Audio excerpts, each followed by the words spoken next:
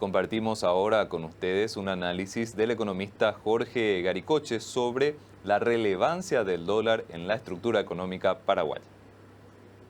Sí, mira, creo que una muestra de la importancia que tiene el dólar en el país es mirar un poco los depósitos que existen en el sistema bancario, ¿verdad? Entonces, básicamente, en unidades monetarias, 4 de cada 10 unidades monetarias que están insertadas en nuestro sistema están en una divisa o del reflejo del movimiento importante que tiene esta moneda dentro del país. Hay que mencionar que en el caso de Paraguay, la importancia de bienes importados es bastante, ¿verdad? O sea, tenemos casi el 30% de nuestra economía explicado por insumos que vienen de afuera, ya sean como productos para consumo final o como insumos para que sean procesados y convertidos en productos que se generan desde la industria nacional. Así que eso, sin lugar a dudas, importa y mucho porque esa moneda nos termina conectando al mundo. Porque en términos de lo que sería la cotización actualmente, estuvimos experimentando una tendencia alcista. ¿Cuál sería, te parece, tu perspectiva, tal vez en un mediano plazo, haciendo la salvedad de que es difícil predecir niveles nominales del tipo de cambio? Pero en términos estructurales, ¿te parece que la economía paraguaya o el guaraní tendría todavía posibilidad de seguir depreciándose en torno a estos niveles con el paso del tiempo, o tal vez la presión pueda ir cediendo también en la medida en que la Reserva Federal vaya bajando tasas y otras cuestiones se vayan acomodando? Yo creo que si uno mira la línea histórica del comportamiento de esta moneda, uno encuentra niveles de depreciación que se dan año tras año. Lo que uno esperaría es que ese nivel de depreciación vuelva a unos niveles normales, va ganando valor en el tiempo. Eso es lo que ha sucedido muy pocas veces. Hemos visto que el dólar vaya retrocediendo en su cotización. Cuando un país se encuentra relativamente bien ordenado, no tiene grandes implicancias en cambios eh, de manera desbordada en cuanto a la depreciación de esta moneda. Ahora bien, ¿por qué entonces se dio un cambio tan grande en este año? Tiene que ver con un valor. Entonces, me parece que vale la pena hablar un poco de el dólar se aprecia y no tanto el guaraní se deprecia. Aunque es cierto, y vale la pena mencionar, de que hay condimentos locales que hicieron que sucedan estas cosas. ¿Cuáles fueron? Nuestro mayor nivel de importación, nuestro menor nivel de exportación. Mayores precios de muchos de los productos que compramos, menores precios de los productos que estamos vendiendo en el mundo. Y eso también nos tiene que hacer reflexionar un poco sobre nuestro sistema económico, de cómo podemos ir enfrentando esto en el futuro. Por supuesto, esto se va trasladando también de algún modo en los precios de la economía y generan ciertas incertidumbres acerca de muchos de los productos que puedan llegar a nuestras mesas hacia finales del año. Cabe mencionar, ¿verdad?, de que esto realmente no es que tampoco uno eh, de una traspasa esos precios. En muchos mercados la competencia es grande y no es tan fácil traspasar ese mayor costo de producción o ese mayor costo de transporte, ese mayor tipo de cambio al precio. Así que en algunos productos esa transferencia de precios se da de la noche a la mañana y en otros productos tiene un mayor proceso para llegar realmente al precio final. Y mencionaba también algunas cuestiones que se estuvieron debatiendo mucho en estos días, como el hecho de a ver si la cuestión de la deuda pública, ese incremento que Paraguay ha tenido en la deuda pública, tenía un impacto en el mercado cambiario. Y particularmente creería que no. El servicio de la deuda se ha incrementado de manera muy importante en los últimos años y alcanza ya hoy niveles, incluso cuando uno hace ciertas comparaciones, para poner en dimensión nomás, el servicio que estamos pagando de la deuda es mayor al presupuesto del Ministerio de Obras Públicas, por ejemplo. Entonces, para dimensionar que sí, es importante. Pero ese valor alcanza 1.200 millones de dólares en el año. En un mes, el movimiento del mercado de divisas es de 3.000 millones de dólares. O sea, lo que se mueve en un año en pago de servicio de la deuda no alcanza al movimiento de compra-venta que existe en el mercado cambiario formal del Paraguay. Entonces, creo que eso pone un poco en perspectiva de que no necesariamente es un indicador que está moviendo la aguja del mercado cambiario. Insisto en que lo que movió al mercado cambiario fueron los hechos estos que mencionaba, pero si nos vamos un poco a lo que sucedió en la semana pasada, creemos que hubieron algunos movimientos particulares, ya sean movimientos especulatorios o movimientos de compras de empresas particulares para una situación en concreta o para un proyecto que tenían que atender en ese momento, que hicieron que el dólar se dispare en solo 2 días unos 70 puntos, ¿verdad? Cosa que no veíamos, la verdad, hace muchísimo tiempo. Con la intervención un poco, con el anuncio más que la intervención, y en realidad más que intervención, una compensación, ¿verdad? Con el anuncio que hizo el Banco Central, creo que esas expectativas fueron reacomodadas y se trajo mucha tranquilidad al mercado, un mercado que para esta semana ya retrocedió más, casi 100 puntos comparado a lo que fue el cierre de la otra semana. Entonces, creo que el mercado en esta última parte del año debería ir estabilizándose. Lo hablábamos, es difícil predecir ese comportamiento que pueda llegar a pasar a futuro, pero uno esperaría un poco más de calma. Un poco más de calma no es que vaya a retroceder el dólar a unos niveles como teníamos hace algunos meses. Yo no esperaría que el dólar retroceda a 7.600. Yo esperaría que más o menos se vaya girando en torno a los 7.850, 7.870.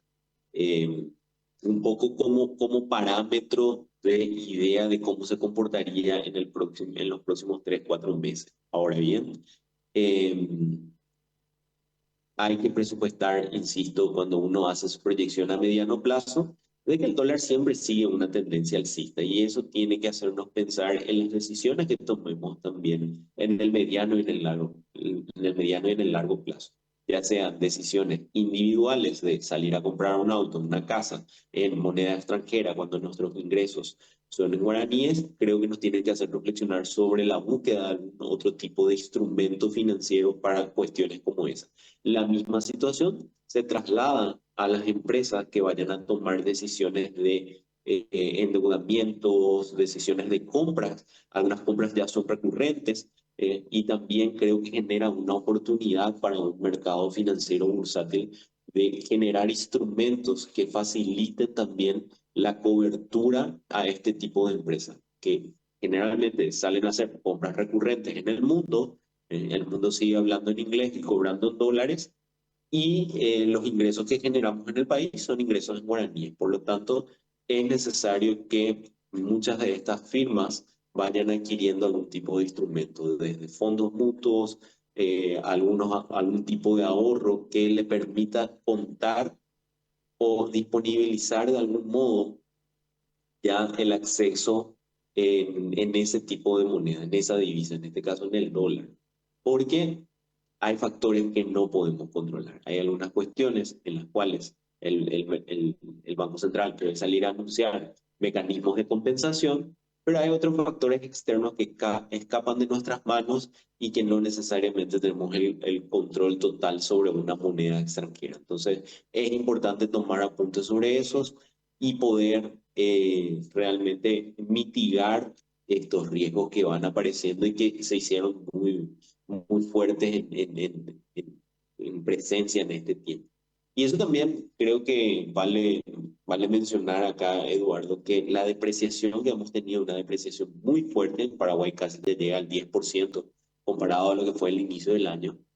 Pero si miramos un poco el entorno regional, eh, pondría mucha atención a lo que está sucediendo en Brasil, donde la depreciación básicamente está llegando ya cerca del 20%. ¿Y eso qué hace? Para que la teleaudiencia nos siga, hace que Brasil, en términos relativos, sea un poco más barato que Paraguay. eso incentiva a que vayamos a hacer compras en el Brasil. Y eso de algún modo en un mercado integrado no está mal. La cuestión es que muchas veces cuando se dan diferencias de monedas, se incentiva a el comercio que no necesariamente es formal. Es decir, aparece el contrabando. Y hoy lo que estamos viendo es que en ciudades fronterizas se está empezando de vuelta a dar un movimiento en ese sentido. Así que es bueno ir tomando acciones con relación a esto, es bueno ya a partir de ahora, antes que esto se vaya incrementando más, eh, se puede hacer frente al contrabando. Precisamente porque ese es un tema fundamental, porque Paraguay tiene que en cierto modo acompañar las tendencias regionales. No se puede tener un dólar que en Paraguay vaya caminando en una dirección contraria a lo que está ocurriendo en los países de la región y de lo que está ocurriendo en el mundo. Esa es una cuestión también que vale la pena mencionar, porque cuando el dólar sube, como estuvo ocurriendo en este año, muchos sectores piden de que el Banco Central tenga una acción mucho más fuerte en torno a bajar la cotización, pero no se puede ni bajar artificialmente la cotización ni mantener una tendencia que va totalmente contraria a lo que está ocurriendo. Así mismo, en cuestiones como estas siempre hay ganadores y siempre hay perdedores. O sea, que el tipo de cambio se vaya incrementando, beneficia a muchos de aquellos que tienen una capacidad de ahorro en esa moneda y vayan ganando intereses y vayan incrementando su patrimonio, por supuesto. Pero también perjudica, por supuesto, a muchos de los agentes económicos que, como decíamos, o tienen compromisos financieros o tienen que hacer compras recurrentes y que finalmente terminan viéndose obligados a trasladar en el precio que llega al consumidor final y que afecta a todos nuestros bolsillos. Entonces hay una lucha de intereses al momento de decir qué decisiones de política toman. Y lo que por años se viene estudiando en economía es a veces lo mejor es dejar que realmente el mercado fluya. La cuestión es ahí mirar cómo el mercado está fluyendo, porque en el análisis que estamos haciendo, lo sucedido en la semana pasada, no creemos que haya sido una cuestión de que el mercado venía fluyendo. En estos 2 días del dólar se disparó, hubieron algunas acciones particulares que hicieron que se suban más de 70 puntos esta moneda. Y cuando digo eso, lo digo, pudieron haber sido dos acciones en concreto, de vuelta, o fue un movimiento especulatorio o fue algún movimiento de una compra particular de uno o dos grupos de empresas que, dadas las necesidades de compras que tienen que hacer, son movimientos muy importantes y de algún modo no se verificó y no se pudo compensar esa cantidad de demanda de moneda que tenía en ese momento en particular. Entonces, creo que esas son las cuestiones que tenemos que estar mirando porque algunas acciones particulares de vuelta pueden incidir y mucho en el mercado cambiario.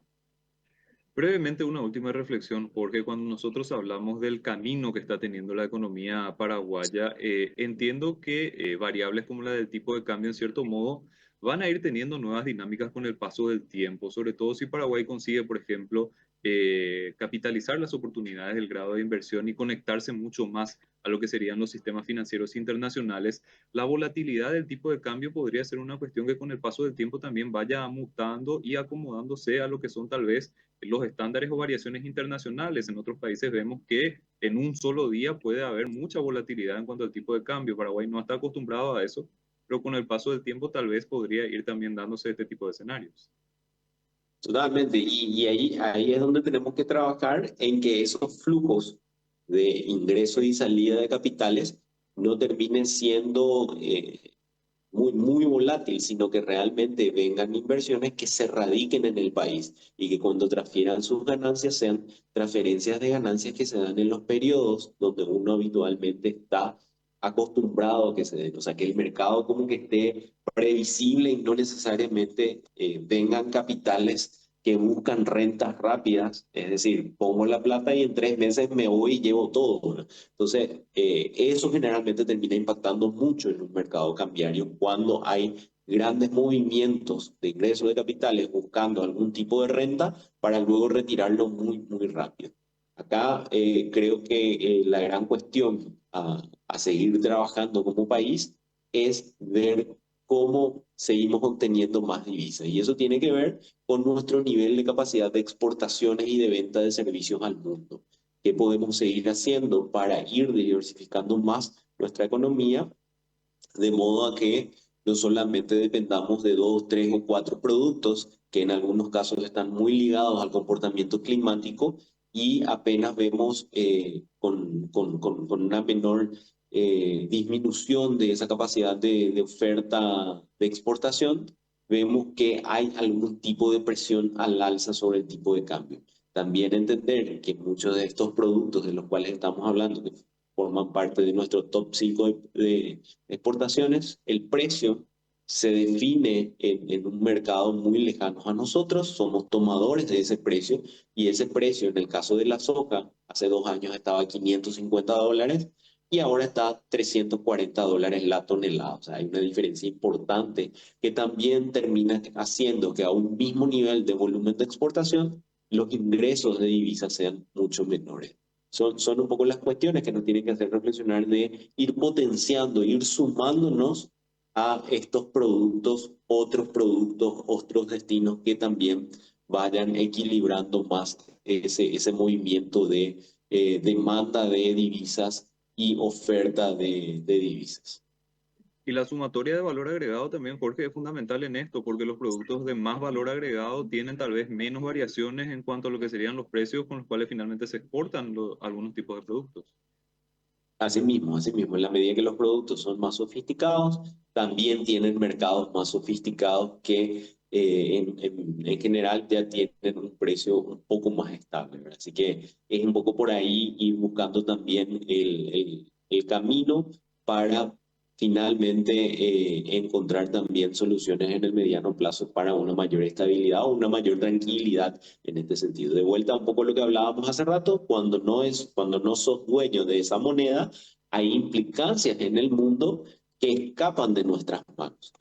Creo que concluyendo un poco esto también, Eduardo, de que tenemos que tener presente que en el 2025, independientemente de quién gane estas elecciones que se definen en estos días en Estados Unidos, eh, Estados Unidos tiene un fuerte plan de inversiones para lo que vaya a ser el siguiente año y los próximos. Eso implica mayor gasto de ingresos que hoy no lo están teniendo, es decir, van a contraer mayor deuda. Ante contraer mayor deuda, la tasa de interés de Estados Unidos probablemente siga relativamente alta. O sea, uno no debería de esperar una caída importante en las tasas de interés globales que puedan existir. Y eso finalmente también tiene implicancias en el movimiento mundial de las divisas, porque buenos rendimientos en los Estados Unidos hace que muchos capitales quieran fluir hacia ese lugar y eso también genera una presión por la demanda de esa moneda. Así que son cuestiones que debemos tener presentes para lo que vaya a ser el 2025 principalmente.